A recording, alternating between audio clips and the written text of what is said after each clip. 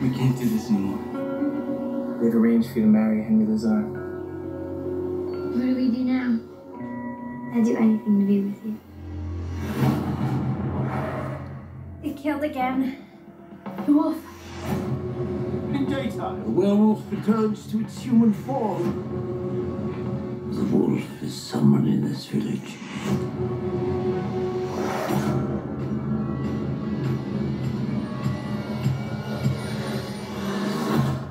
Tell me who it is.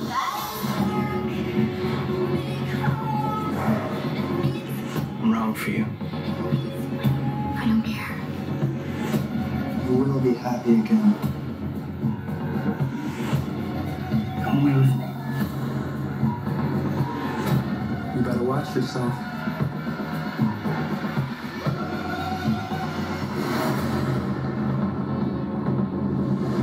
The wolf is coming. You're gonna get what you deserve.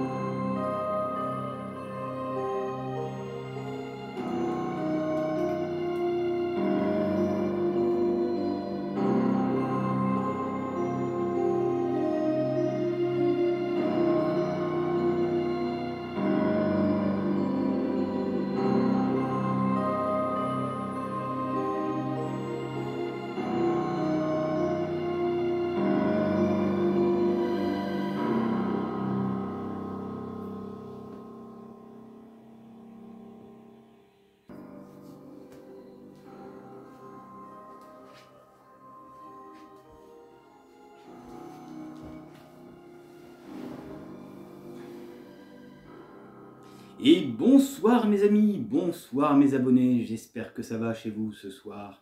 Alors sûrement vous êtes en train de me demander ce que je suis en train de faire. Eh bien, c'est simple, mes amis, je vais vous raconter. Il s'agit du bois de Palo Santos.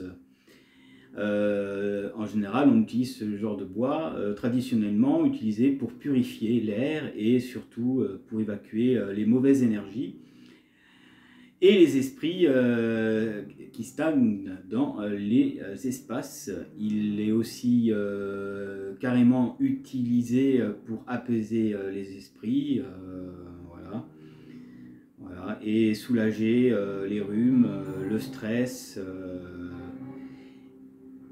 les mauvaises ombres, etc., etc. Parce que, laissez-moi vous expliquer, je ne sais pas si vous avez fait attention, lors de ma vidéo sur The Crow, que j'ai posté il y a 6 jours, et bien si vous regardez en début, à quelques secondes, on entend une voix étrange et mystérieuse qui prononce mon prénom et pas mon nom d'artiste. Et j'ai trouvé ça assez curieux. Alors au début, je pensais que c'était un problème dans la vidéo. Et en fait, non, il s'avère que non, c'est vraiment une étrange voix qui est apparue et qui était grave, où on pouvait se poser des questions. Alors, pour être sûr que ce ne soit pas des mauvaises ombres ou des mauvais esprits, hein, on ne sait pas, hein, eh ben, j'ai préféré être prudent. Voilà. Hein, moi, je donne des ondes positives, j'ai pas besoin de variants étranges qui pourraient débarquer. Hein. Comme souvent, hein, dans les émissions, vous avez vu voir, hein, il s'est passé quand même des trucs étranges sur Fenris TV et dans certaines émissions que je présentais.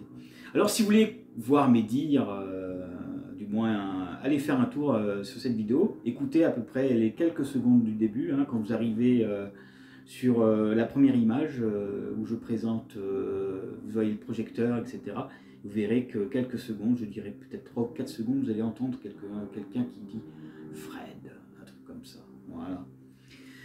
Donc ce soir, mes amis, nous allons revenir en arrière pour parler d'un film qui avait pas mal marché plutôt, qui s'appelle Le Chaperon Rouge, sorti en 2011, origine américaine-canadienne, réalisateur Catherine Andwick, donc une réalisatrice. Si vous ne savez pas qui c'est l'actrice qui a notamment fait les Twilight à l'époque, hein, ça les jeunes vous rappelez certainement. Donc le titre en anglais s'appelle Red Riding Hood, d'après l'œuvre originale des frères Grimm et de Charles Perrault. Alors, il faut savoir qu'il y a eu plusieurs variants de ce petit conte du petit chaperon rouge. Et croyez-moi, je suis tombé sur des choses assez étranges et assez malsains, je dois dire. Mais ça, on y reviendra dans la vidéo un peu plus tard. Et notamment, je vais vous parler aussi des origines de ce petit conte qu'on nous racontait quand on était enfant, du moins les parents. Et en fait, vous allez voir qu'il y a eu plusieurs versions et plusieurs choses et variants plus ou moins malsaines. Mais ça, je vous en dirai un peu plus. Voilà, tout d'abord, nous allons vous parler un peu du synopsis, hein, et ensuite je vous montrerai quelques extras. Dans une histoire inspirée d'un célèbre conte de fées, une adolescente se retrouve en grand danger quand son village décide de chasser les loups-garous qui terrorisent la population. À chaque pleine lune, dans un endroit où tout le monde a un secret et suspecté, notre héroïne doit apprendre à suivre son cœur et trouver qui allait... Non, excusez-moi, un petit blocage. Trouver son cœur et trouver à qui elle pourra avoir confiance. Voilà, à qui elle pourra faire confiance. Voilà.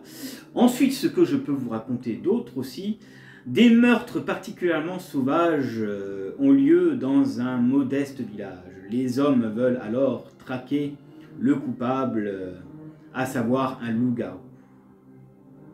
Valérie, donc notre Petit Chaperon Rouge, une jeune femme aussi belle que déterminée veut découvrir les nombreux secrets que cachent les habitants du village.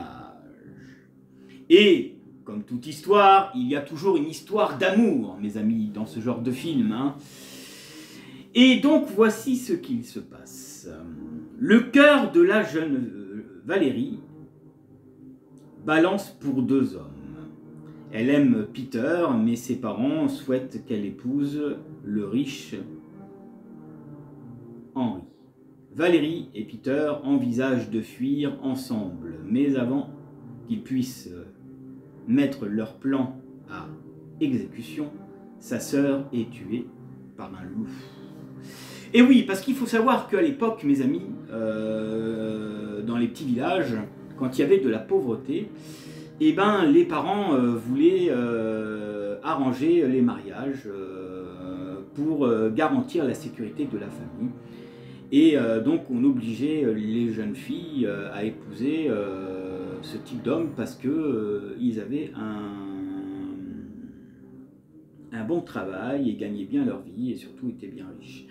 Et moi, je trouve que c'est un peu triste parce que je pense que dans cette histoire, en parlant de l'amour, normalement l'amour, ça doit venir tout seul. Et j'estime que les femmes ont tous les droits de choisir leur prétendant et pas de mariage arrangé, car souvent on est malheureuse, on n'aime pas, on se force et c'est pas bien. Et malheureusement, même de nos jours, aujourd'hui, il y a des femmes qui sont soumises, hein, car on leur oblige de faire certaines choses, hein, notamment il y a certaines religions hein, qui abusent hein, sur ça. Et moi je trouve que c'est triste quand même. Et j'estime qu'une femme, une jeune fille, a le droit de choisir qui elle veut et pas suivre obligatoirement les règles hein, pour plaire aux parents. Et c'est malheureusement, même encore à notre époque, ça existe. Hein. Même si les femmes sont un peu plus libres hein, quand même de faire leur choix, il y a quand même des couples hein, qui sont vieux hein, comme on dit, et qui imposent certaines choses aux femmes. Et ça, c'est pas bien. Voilà. Donc, maintenant, je vais vous montrer un petit extra, et on se retrouve tout de suite après pour vous parler du Petit Chaperon Rouge et les origines de son histoire. Restez avec moi et bienvenue sur les contes de la crypte de Fenris.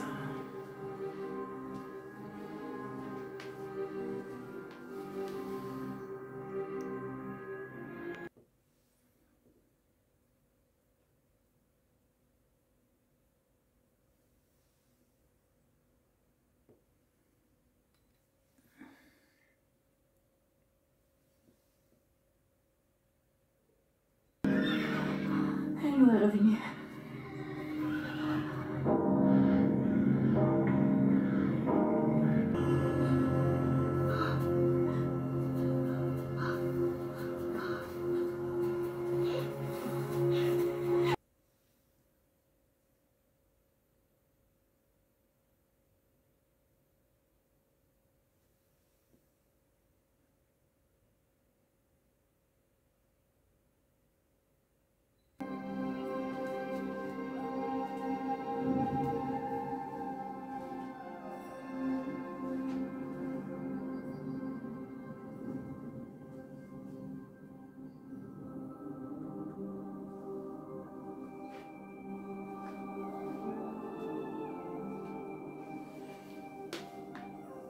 Un bon petit café. Pour continuer notre soirée spéciale Chapeau Rouge.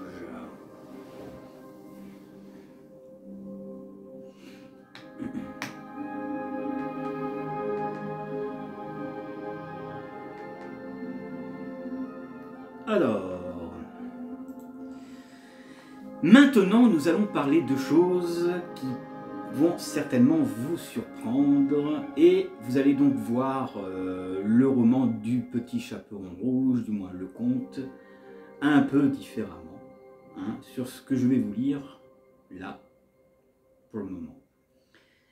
Donc, le Petit Chaperon Rouge, un conte de tradition orale d'origine française. Il est surtout connu pour l'abbaye de 2 versions collectées, retranscrites et interprétées par les moralistes Charles Perrault en France et les frères Grimm en Allemagne depuis le milieu du XXe siècle. Il a fait l'objet de nombreux détournements opérant au retour aux sources de la tradition orale et populaire du conte. Maintenant, laissez-moi vous parler. Version originelle du conte.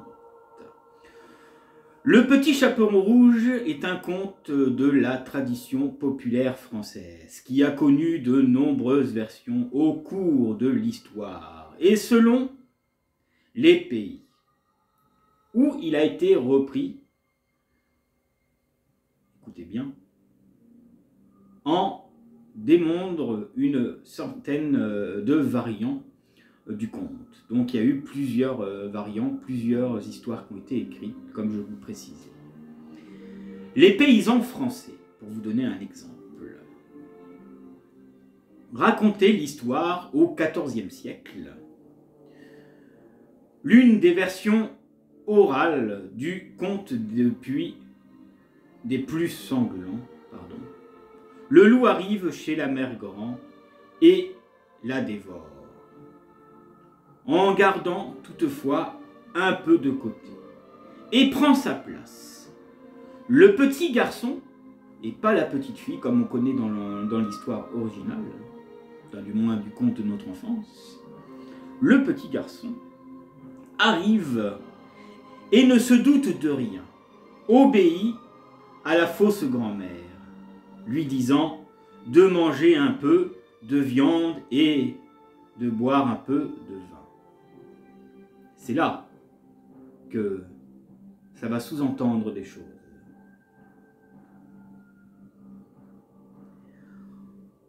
En fait, la chair et le sang de l'alleuil du petit garçon s'interrogeaient même quant aux dents présentes dans la chair. Question à laquelle le loup lui répondait qu'il s'agissait d'haricots. Ça veut dire que notre petit garçon, ce qu'il était en train de manger et de boire, était en fait de la viande humaine et du sang. Et, comme par hasard dans son assiette, il trouve des dents et le loup lui dit que c'est des haricots. Voilà pour vous dire un petit peu à quel point ça sous-entend, et c'est quand même malsain. Il y a du cannibalisme quand même dedans. Voilà, et ça, ça fait partie des contes qui étaient dits au XIVe siècle. Hein. Voilà, alors quand même, hein, quand on voit ça, on préfère la version de notre enfance, hein, bien sûr. Mais mes amis, ce n'est pas encore fini. Une version de l'histoire du Petit Chaperon Rouge, sculptée au palais de Jacques Coeur de Bourges, hein, si jamais vous avez l'occasion de faire un tour. En France, le palais date du XIVe siècle. Voilà. Il est très populaire. Hein. On retrouve traces de l'histoire du Petit Chaperon Rouge dans la tradition orale. De nombreux pays européens sont différentes versions antérieures au XVIIe siècle. Dans cette version européenne, le conte oppose de plus souvent, dans une conversation toute médiévale, l'univers sur du village au danger de la forêt, même si aucune version écrite ne remonte à cette époque. En fait, la version écrite la plus ancienne remonte à un poème de Puella à Lupelli, Cervantes, compris dans le recueil de Fécuda Ratis, rédigé au Xe siècle. Donc là, vous voyez, c'est un peu plus vieux. Par l'écolettre, voilà, l'écolière, attends, c'est ça, non, l'écolettre, Amber de Liège, voilà. Voilà ce que je peux vous dire. Alors, bien sûr, pendant que je vous lis tout ça, c'est pour que vous en appreniez un peu sur les origines de ce conte, je vais bien sûr vous montrer des extraits du film pour avancer petit à petit, voilà. Et donc, laissez-moi vous lire ce passage et après je vais vous montrer un autre extrait. Alors,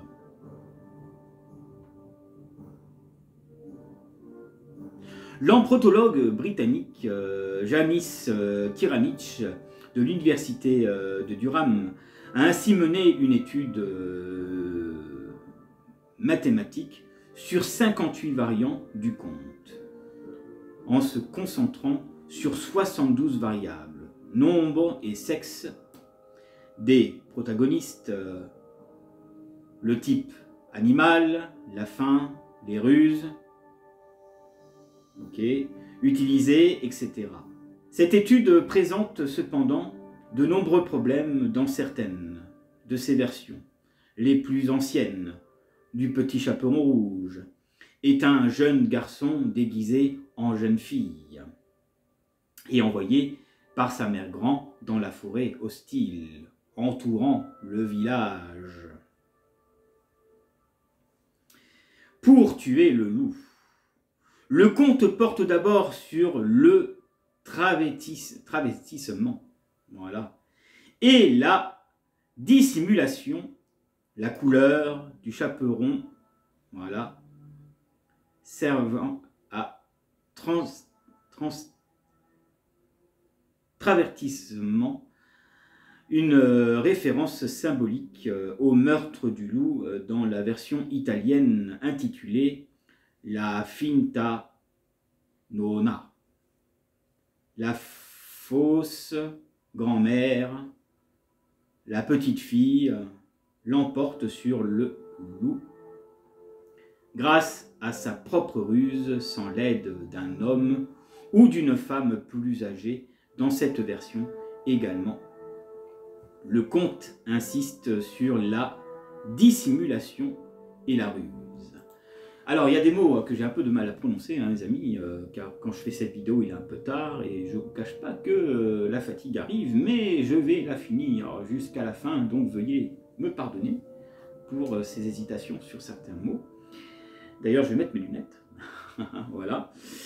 Et maintenant, je vous propose un autre extra et on se retrouve tout de suite après pour vous lire la suite. Alors, voyez, hein, de ce que je vous ai lu, hein, ça fait réfléchir à deux fois hein, sur ce petit conte. Hein.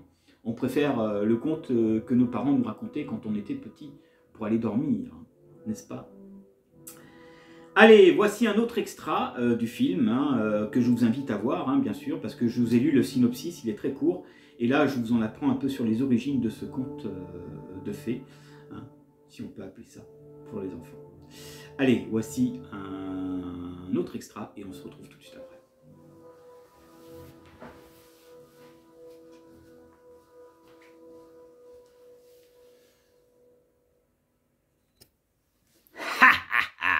Promenons-nous dans les bois pendant que le loup y est pas. Si le loup y était, il nous mangerait. Ha ha ha ha ha. Grand-mère nous a dit que le loup avait l'habitude de tuer des familles entières, qu'il allait chercher les enfants directement dans leur lit. Cette histoire n'a toujours été qu'une fable pour moi, jusqu'à aujourd'hui.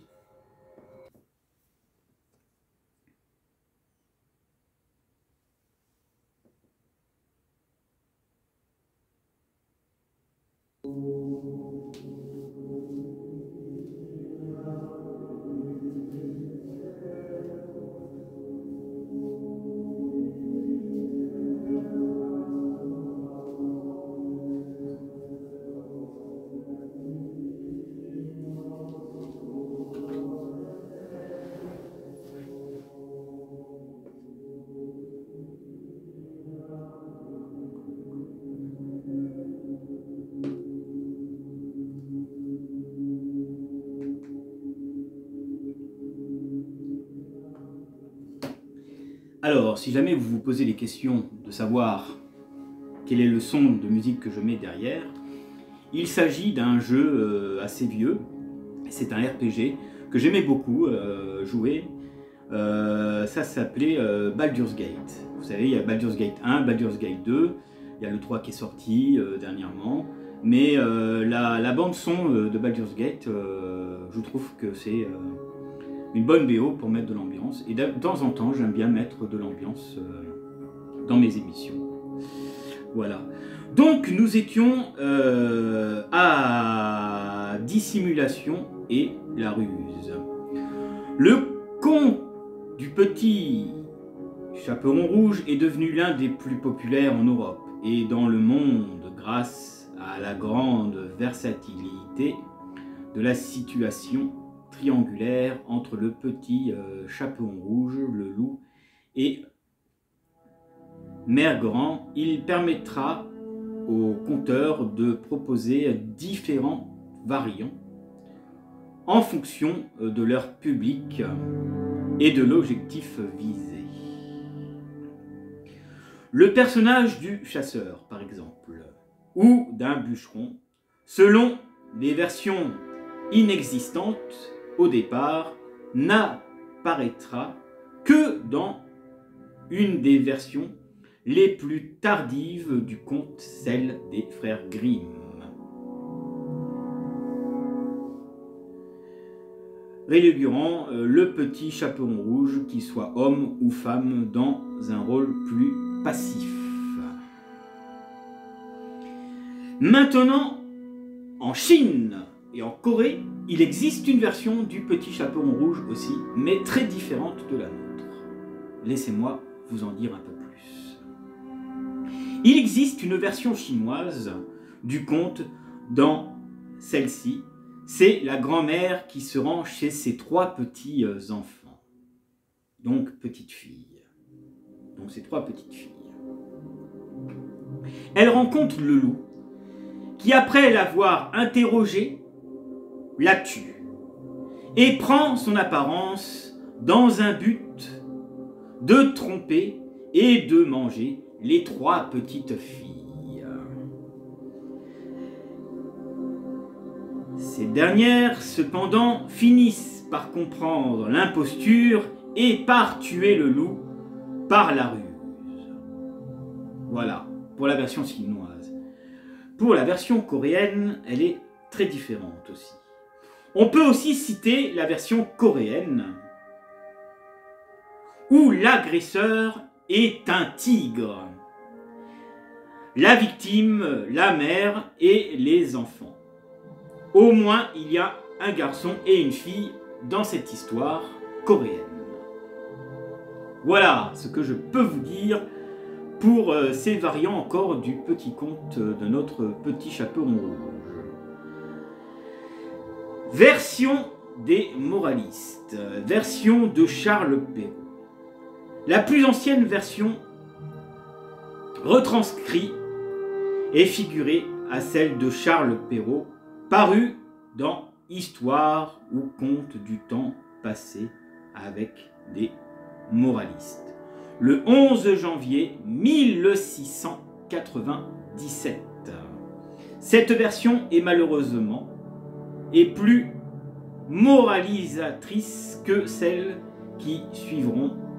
L'héroïne est une jeune fille bien élevée, la plus jolie du village, qui court à sa perte en donnant au loup qu'elle rencontre dans la forêt les indications nécessaires pour trouver la maison de sa grand-mère.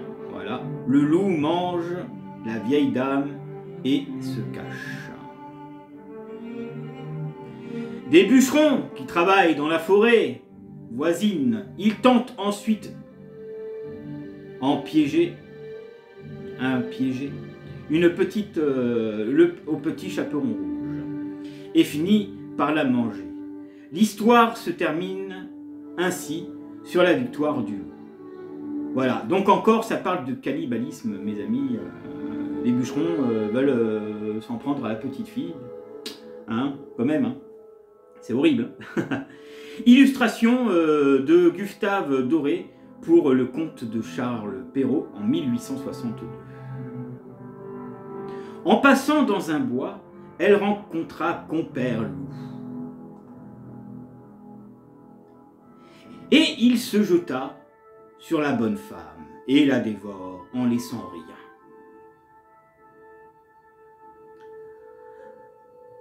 La petite fille est bien étonnée de voir comment sa mère grand était faite à son déshabillé. Voilà pour la petite histoire. Et maintenant, je vous propose de vous montrer un autre extra et je vais vous lire donc la version des frères Grimm datant au 19e siècle. Deux versions distinctes furent rapportées par, vous allez savoir après l'extrait.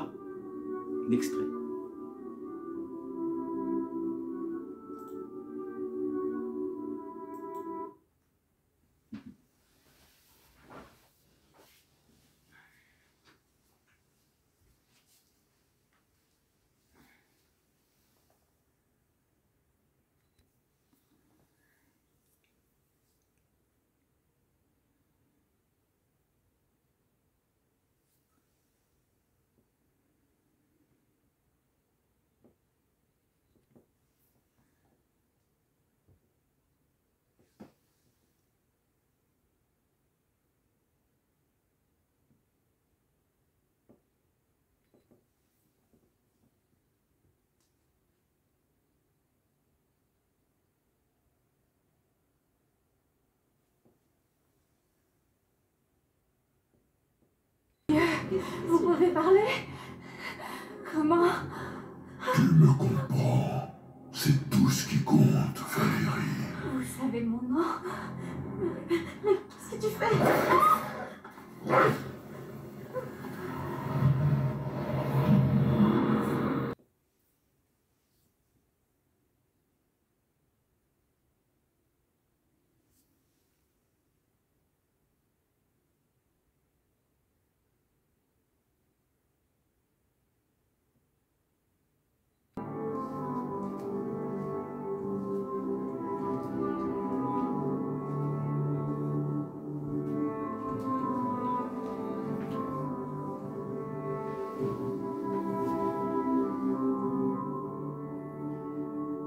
Alors, belle bête, hein, vous avez vu un peu ce loup impressionnant, noir, qui pourrait faire penser à Fenrir ou à Fenris.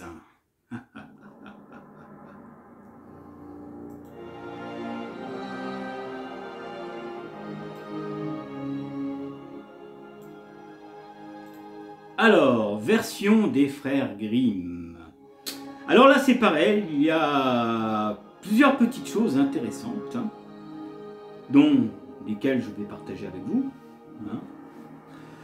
Au 19e siècle, deux versions distinctes furent rapportées par Jacob Wilhelm Grimm.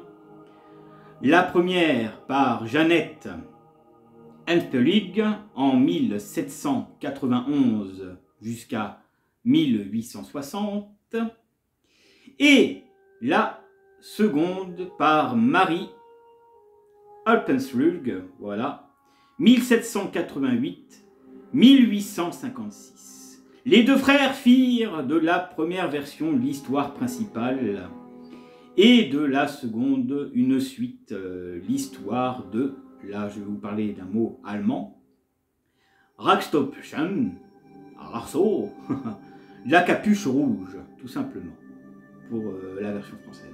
Voilà. Paru, voilà, dans la première édition de leur collection Kinder und Obertrans. Conte de l'enfance et du foyer en 1812. Dans cette version, la fillette et sa grand-mère sont sauvées par un chasseur qui suivent la piste du loup. Point. La suite montre la fillette et sa grand-mère piégées. Et où, à votre avis? Dans le ventre du loup, bien sûr. Et tue un autre loup, anticipant ses gestes grâce à l'expérience acquise au cours de la première histoire des frères Grimm. Mais il décide de la modifier après cette version que je viens de vous lire.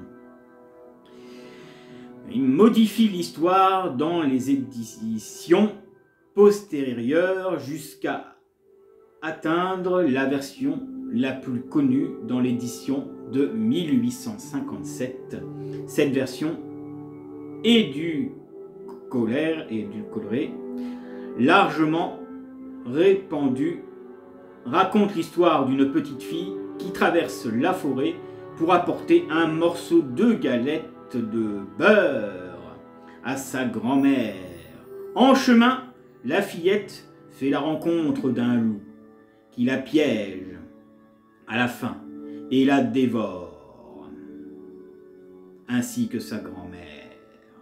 Un chasseur vient néanmoins pour les sauver et ouvre le ventre du loup. Le petit chaperon rouge et la grand-mère s'en sortent sains et saufs, sans être tués et sans être digérés.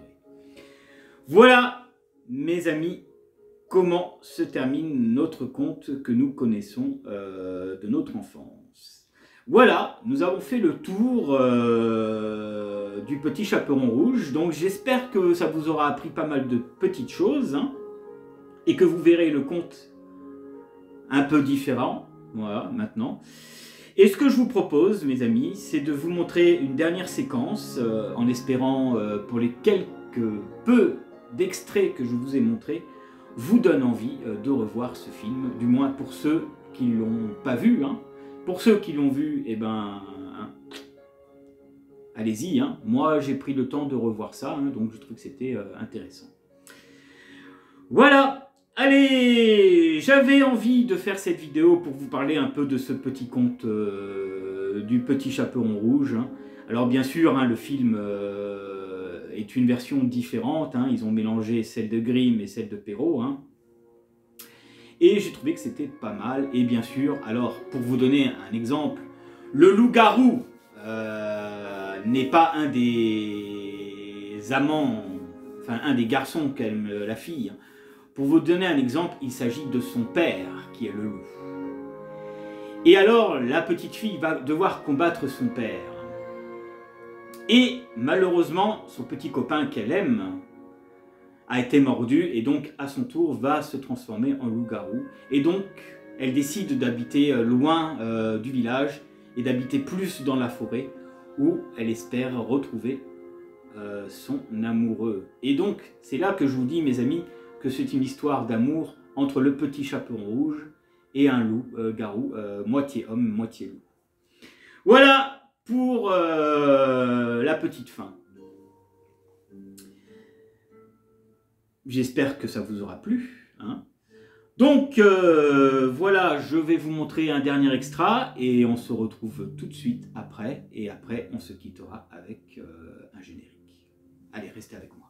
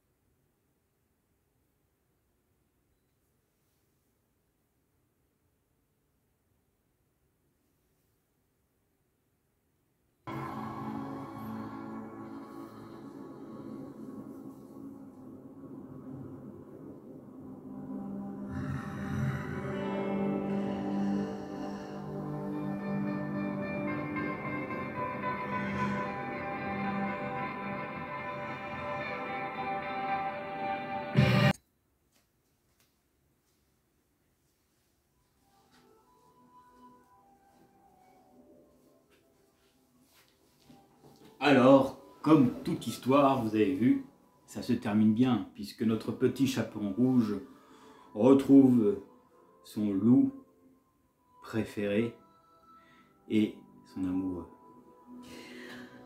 Alors, pour terminer cette vidéo, mes amis, j'ai envie de vous lire un poème que j'aime beaucoup, et donc je vais le partager avec vous, et nous terminerons notre conte de la crypte de Fenris. Le solstice d'hiver, l'espoir se perce-neige. Je me souviens, c'était le solstice d'hiver. La mer était haute et sombre à la lumière. Je me souviens des vagues s'enroulant sur la jetée et des oiseaux de nuit, de longs cheveux, de varechs noirs, d'écume grise et d'horizons rouges. Je me souviens des couleurs de la nuit.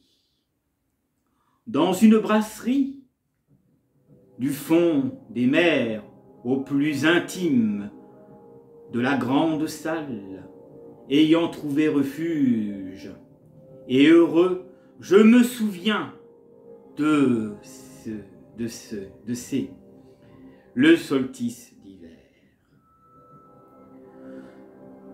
Venons alors sur nous de grands nuages, depuis les gouffres cantabriques, la mer se met à crépiter. Je prends dans mes mains ton visage, et je te dis, tu es heureuse. Et toi, tu me souris. Voilà mes amis, pour ce petit poème, j'espère que ça vous aura plu. Voilà, et ben je vous dis à la prochaine pour la prochaine, et je vous dis de passer une très bonne fin de soirée ou une bonne journée si vous visionnez cette vidéo. Salut mes amis et mes abonnés.